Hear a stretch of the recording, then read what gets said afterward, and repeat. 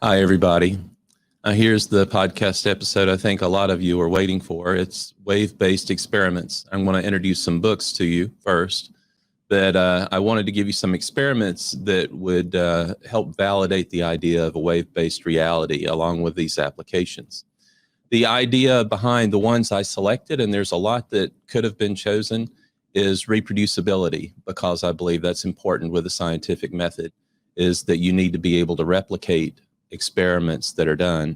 And I know a lot of the experiments that have been produced in the paranormal, parapsychological area have been subjective, kind of like psychology experiments. They're hard to replicate because you need a really exact environment. So these are more medical, and I think they lend themselves more to be more readily reproduced. So let's get into this, and we'll talk. And I hope you leave me some comments in the episode notes down below. Also, too, I want to put another disclaimer up. You know, this is all subjective information, subjective ideas, until you can do this neutron decay experiment that I discussed in episode number 2, which would point the way toward reality being wave-based as opposed to particle-based. Because if you can't prove that, then none of this is worth even discussing. So let's get into it. The books that are listed, or it's really 3 books and 1 magazine, the Science of Mind magazine from the 1970s, describe a few experiments that I'll discuss in the next slide. But also up at the top, I wanted to point out, excuse me, an article I wrote for Quest magazine. You'll see a link to be able to pull it down. But the idea behind it is that you can explain magnetism from a multidimensional perspective. And I'll refer to that in the experiments, but I didn't want to point that out to a great degree. I will, however, say that you can find more experiments and more ideas in my book, Christianity from a Spiritual Perspective. Again, it doesn't talk about Christianity. It talks more about a wave-based reality. And you can find it on Amazon. Search for it by my name, Mark Hunter Brooks. The first book we've talked about before is Occult Chemistry. And I said that it talks about the interface between the etheric and the physical dimensions as it relates to atomic elements. You can see a link to a copy that's available on the internet down below. But a couple important things, or very interesting things about occult chemistry to help lend some credibility to it. And the experiment that I'll talk about in the next page is one that would try to lend credibility to what's discussed in the book. In 1910, when they came out with the first edition of Occult Chemistry, they did an illustration of the hydrogen atom. And in 1910, in that hydrogen atom illustration, they showed up and down quarks and gluons, which weren't discovered by science until the 1960s. Also, in occult chemistry, they came up with an atomic weight system based on a different method than what science used, I believe, in the 30s or 40s to create the atomic weights that we have now. So there's some differences between the way science has done things and the way occult chemistry does it.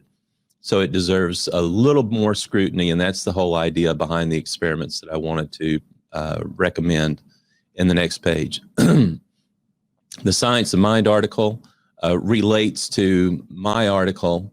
It was done in the 1970s using a very famous healer, Olga Worrell. And Robert Miller was a scientist back in the 1970s who was working on the frontiers of science. And you may see his name if you look at some of the older information, but he did some very important work.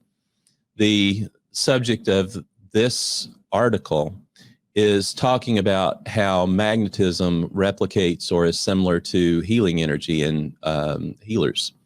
And Olga did some healing experiments, and then they replicated or tried to replicate those experiments with magnetism.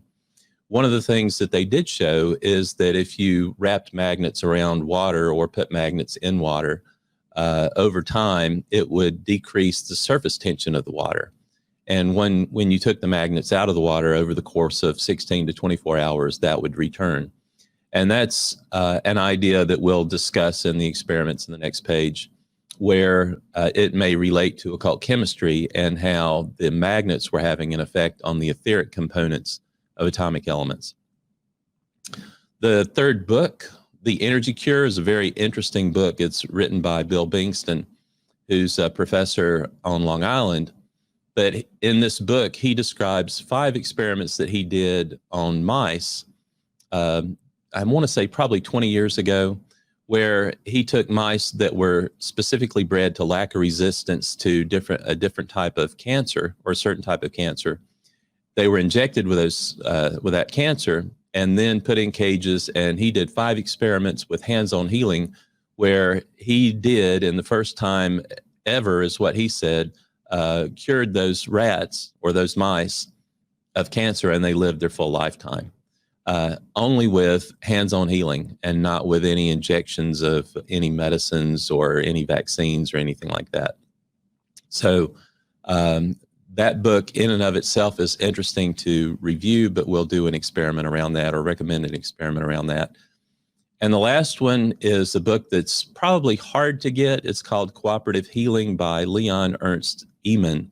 He was a soldier in World War I and got shot up, and the doctors said they couldn't do anything for him, but he developed something called a biocircuit and healed himself. And then he went on for a number of years doing experiments with biocircuits. And we'll do an experiment, or I'll show you some experiments that were done in his book, in this Cooperative Healing book, which we can try to replicate. And the last item is a URL for the Egley wheel. It's a device that can measure healing energy, and it's in use in some parapsychological research centers, but we'll use that in the next page of the experiments, which are, and I phrase these in terms of questions. Again, the idea behind choosing these as opposed to others is I felt like there was a pretty good chance of being able to replicate the experiments in multiple sites.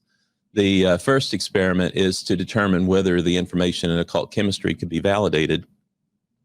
And one idea is to compare the atomic weights of the decomposed etheric components of atomic elements. And there's 4 different stages of etheric components of atomic elements as they disintegrate or disassemble from their physical component, and see if they match the atomic elements that have been identified at CERN's Large Hadron Collider, and look for correlations.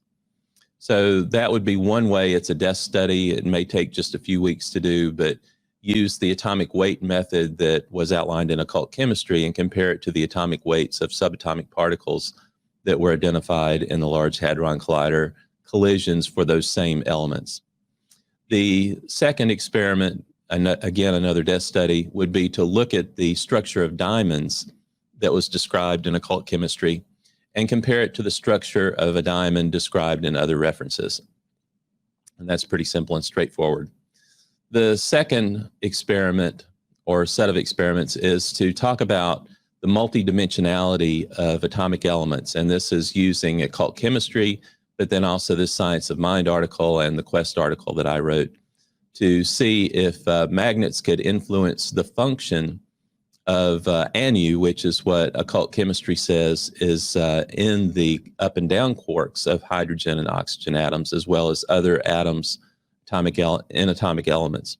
Those up and down quarks each quark contains 3 anu. And you can read about it in occult chemistry. They do a much better job of it than I do, or than I could. But you would do this test to decrease the surface tension of water and watch how it readjusts itself over time, and then chart the results and then theorize on potential causes. There's no outcome from this experiment, but it's just something to introduce the idea of multidimensionality. The third experiment is, can healing energy heal? This is to repeat the experiments that were outlined in the Energy Cure. Also, you can talk to Bill Bingston, and he's done a number of other experiments as well, but to see if hands-on healing can be used to cure various types of diseases. I would say talk to Bill Bingston before you do this, so that you can get a broader perspective on some of the work that's been done since the publication of that book. The fourth experiment is, can energy from magnets heal? And this is referring to the Science of Mind article and the comparison of healing energy from Olga Worrell with healing energy from magnets.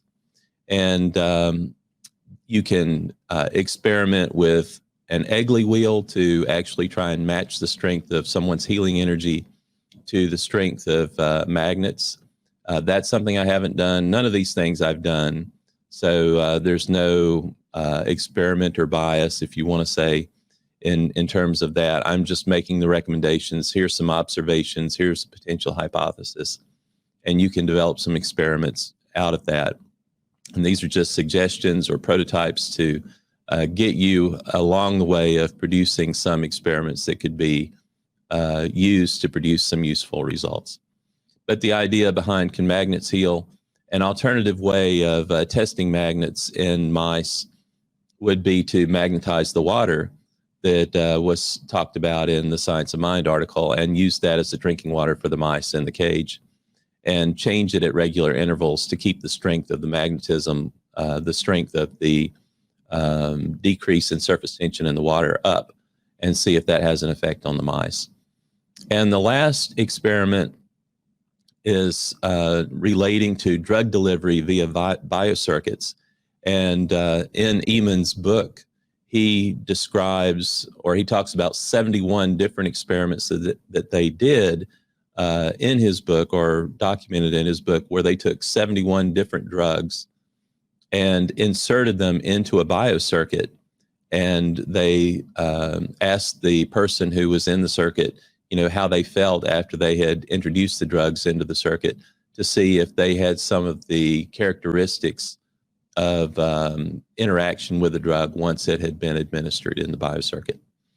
Now, one thing that I do want to state here, and this is more just personal experience, is don't go out and try and do your own healing based on some of the information that you'll find from the Energy Cure or from some of the associated books that Bingston's produced, or try and do biocircuits or multiple people in a biocircuit to try and heal people, because you need to be trained in how to heal.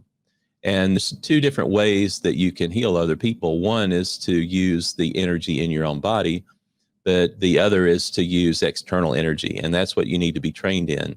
Because if you don't, when you do your healing, you're going to be ending up sending your life energy into another person, either with a healing technique or with this biocircuit. So just a little warning there is, make sure you're trained in healing before you try to do healing, and also incorporate that into the experiment as you do these different things that are suggested here, or create your own.